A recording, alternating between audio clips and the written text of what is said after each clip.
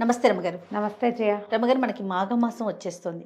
మాఘమాసం యొక్క విశిష్టత, మనం పాటించాల్సిన నియమాలు, అవలంబించాల్సిన విధి విధానాలు చాలా మాట్లాడుకుంటాం కదా ఒకసారి. మాఘమాసం సౌరమాసంగా చెప్తారు. అవును. కార్తీక స్నానాలు ఎట్లా విశేషమో మాఘ స్నానం కూడా అలాగే విశేషం. ఇది మరీ తెల్లవారుజామున చేయక్కర్లా. జస్ట్ సూర్యుడు వస్తుండగా స్నానం చేసి వచ్చేయాలి బయటికి. సూర్యోదయానికి ఒక్క నిమిషం ముందు. మనం మాఘ పురాణం కూడా చేసాం ఇదివరకు. అవును. ఈ మాఘంలో ఒకటి స్నానము, సూర్యారాధన, పురాణ శ్రవణము చాలా విశేషాన్ని సంతరించుకుని ఉంటాయి. ఎట్లా కార్తీకంలో తెల్లవారుజామున చేసామో ఇప్పుడు కూడా అంతే. ఇది చన్నీళ్ళే చేయాలి, వాపి కూప తటాకాదుల్లోనే చేయాలన్న నియమం పెద్దగా చెప్పరు. ఉండేదేమో పూర్వం, అట్లా చెప్పరు. ఎలాగోలాగా స్నానం చేయటం. స్నానం చేసి ఉదయిస్తున్న సూర్యబింబానికి ఎదురుగుండా నుంచుని దండం పెట్టుకోండి. ఓకే. సూర్యుడికి రోజు అర్ఘ్యం ఇవ్వటం. ఎర్రటి మన రాగి పాత్ర శుభ్రంగా తోమి ఎర్రగా తలతళ్ళాడుతూ ఉండాలి, అందులో మకిలి అవి ఉండకూడదు. ఆ పాత్రతో కాస్త నీళ్లు తీసుకుని దాంట్లో కాస్త ఎర్రని పువ్వులు, ఎర్రటి అక్షింతలు, ఒక్క పువ్వు వేసినా చాలు. చిట్టి గన్నేరు పూలు అవి వస్తాయా, ఎర్రటి పూలు ఒక పువ్వు, 4 ఎర్రటి అక్షతలు వేసి సూర్యుడికి చూపించి నీరు వదిలిపెట్టాలి. మీరు ఏదైనా నదుల్లోనూ అక్కడ స్నానం చేస్తే నదిలో ఇంచి మనం సూర్యుడికి అర్ఘ్యం ఇచ్చి నమస్కారం చేసుకోవచ్చు.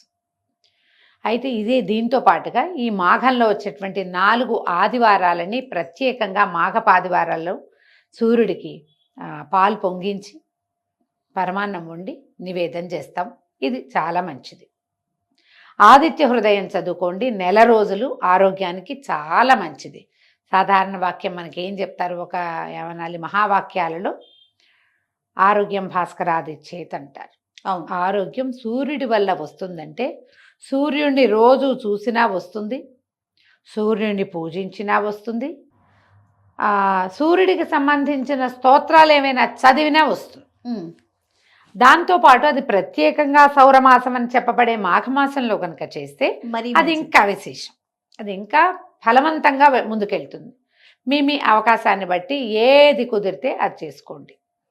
మాఘాదివారాలు 4 వస్తాయి. తర్వాత ఏమో రథసప్తం వస్తుంది. ఈ 5 రోజులు తప్పనిసరిగా సూర్యుడికి ప్రీతిపాత్రమైన పాయసాన్ని వండి, పరమాన్నాన్ని వండి ఆవు పాలతో చేస్తే మంచిది. స్వామికి నివేదన చెయ్యండి. ప్రత్యక్ష నారాయణ స్వరూపుడైన సూర్యభగవానుడు ఆరోగ్యాన్ని ఇస్తాడు. అయితే ఇంకొక విశేషం ఏం చెప్తామంటే, గుప్త నవరాత్రులుగా చెప్పబడేటువంటి నవరాత్రులు ఉన్నాయి. మామూలుగా మనం నవరాత్రులు అంటే వసంత నవరాత్రులు, శరణ్ నవరాత్రులు 2 చేస్తాం. ఈ రెండిటితో పాటు గుప్త నవరాత్రులుగా శ్యామల నవరాత్రులు ఇప్పుడు వస్తాయి. అవునండి. వారాహి నవరాత్రులు కూడా వస్తాయి. ఈ గుప్త నవరాత్రుల్ని క్షేత్రాల్లో, పీఠాల్లో, మఠాల్లో జరుపుతారు. ఇళ్లలో అందరూ చేసుకోవాల్సిందే, చేయకపోతే కుదరదు లాంటి భావాలు లేవు. అవకాశం ఉంటే చేసుకోవచ్చు. ఆ చేయటం కూడా ఏదో విశేషంగా అద్భుతంగా అలా ఎలాగో ఈ శరన్నవరాత్రుల్లో అమ్మవారిని సేవించినట్టుగా అంత పెద్ద సేవ చేయకపోయినా ఏ అమ్మవారి పేరు మీద ఈ నవరాత్రులు చెప్పబడ్డాయో ఆమెను తలుచుకునే ఒక్క శ్లోకం చెప్పుకుని లేదా ఒక స్తోత్రం చెప్పుకుని ఆమెకు 2 పువ్వులు, గంధము, పంచోపచారాలు సమర్పిస్తాం కదా.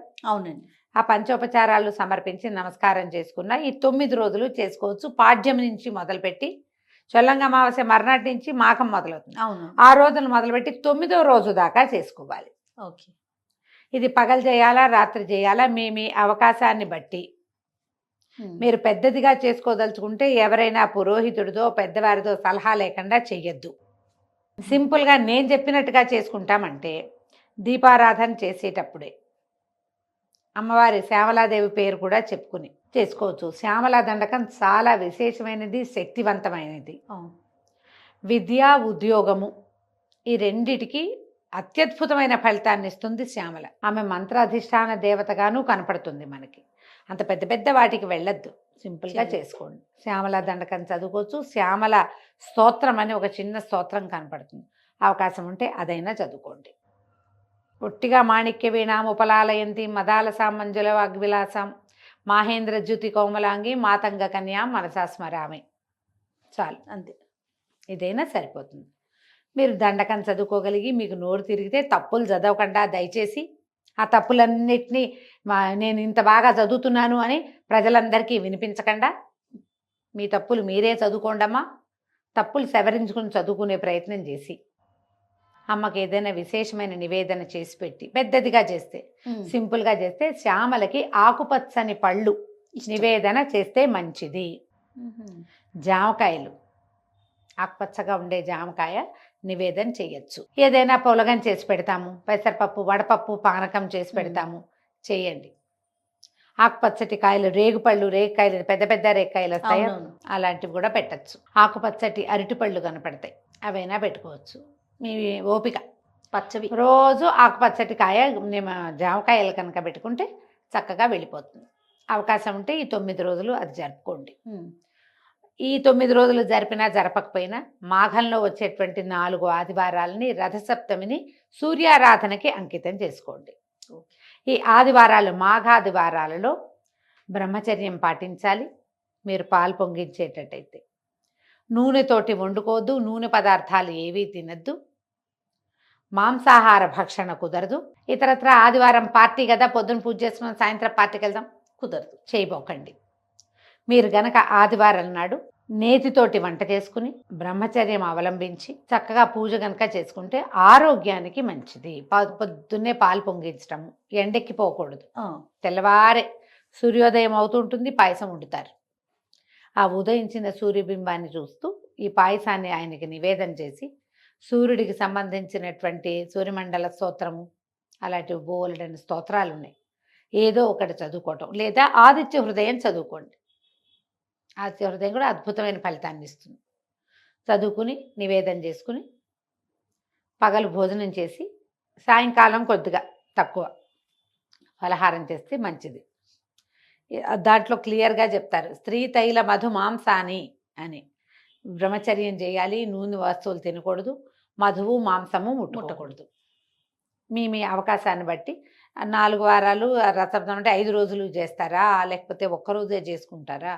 మీరు ఏ రోజు పాలు పొంగించి సూర్యుడికి నివేదన చేస్తారో మీకు ఒక్కరికి కాదు, మీ ఇంటిల్లిపాదికి ఇదే సూత్రం. అప్పుడే ఆరోగ్యానికి మేలు జరుగుతుంది. మీకు అవకాశాన్ని బట్టి పురాణం ఎలానో ఉంది, అక్కడి నుంచి పురాణ శ్రవణం ఉంది. మాఘ పురాణం ఎలాగుంది సుమన్ టీవీలో ఇంచుమించు అన్ని ఛానల్స్లోనూ వేయబడుతుంది. ఏ సమయంలో కుదిరితే ఆ సమయంలో మాఘ పురాణం వినండి. పురాణ శ్రవణం చేస్తే మరీ మంచిది. నెల రోజులు ఆదిత్య హృదయం చదవటము, సూర్యుడికి పొద్దున్నే లేచి దండం పెట్టుకోవటము, పురాణం వింటము. పొద్దున్న లేచి దండం అంటే స్నానం చేసి కదా దండం పెట్టుకోవాలి. ఈ నియమాన్ని పాటిస్తే ఆరోగ్యం బాగుంటుంది. తప్పకుండా. నమస్తే. నమస్తే.